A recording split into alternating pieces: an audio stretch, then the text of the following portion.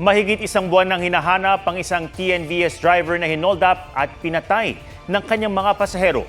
Tukoy na ng NBI ang mga suspect. Hawak na rin nila ang kuha ng dashcam kung saan dinig ang malagim na sinapit ng biktima. Sensitibo po ang detalye sa report na ito ni John Consulta, exclusive. Siya si Raymond Cabrera, TNVS driver na nawawala matapos umunong hold upin at patayin noon pang May 18.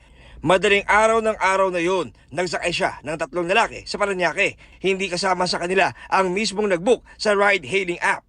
Umalis ang sasakyan pero bumalik sa pick-up point dahil bumaba ang isa sa mga pasahero. May kinuha siya sa halamanan na batay sa investigasyon, kutsilyo pala. Merong 3 tao na sumakay sa kanyang sasakyan.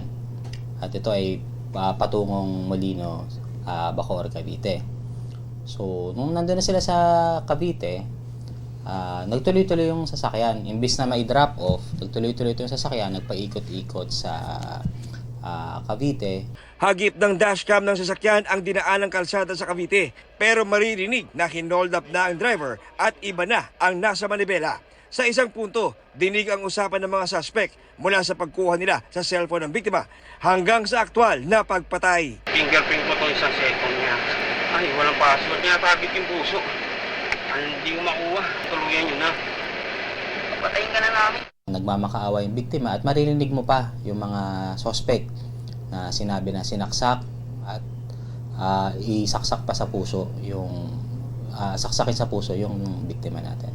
Pasado 2:00 ng hapon ng May 18, nakita na ang sasakyan sa Valenzuela. Batay sa mga footage ng CCTV na nakuha ng NBI. Pumarada ito sa isang convenience store at bumaba ang 2 sakay nito. Nakita natin CCTV, yung mga tao na nagdala kung saan pagkadala nila sa convenience store, lumabas sila, sumakay ng pedicab at later on sumakay sila sa isa pang sasakyan. 2 araw matapos ang insidente, saka dumulog ang pamilya ni Cabrera sa mga otoridad dahil hindi siya umuwi. Hindi pa rin siya nakikita. Sakit, sir. Kasi hindi niya deserve mangyari sa kanya yun, sir. Yung dinanas niya dun sa mga taong walang awa po. Pata siya lumaban sa buhay, hindi siya nagluluko ng tao. Ang pinaka-main goal po talaga namin is makita po siya. Kung may ginawa mo po talagang hindi maganda sa kanya, kahit mabigyan na lang po namin siya ng maganda at maayos na libing po. Ang pamilya ay nakikiusap, nagmamakaawa sa tulong ng publiko para mahanap ang katawan ng kanyang asawa. Nagre-raise sila ng pondo ng 100,000 na reward.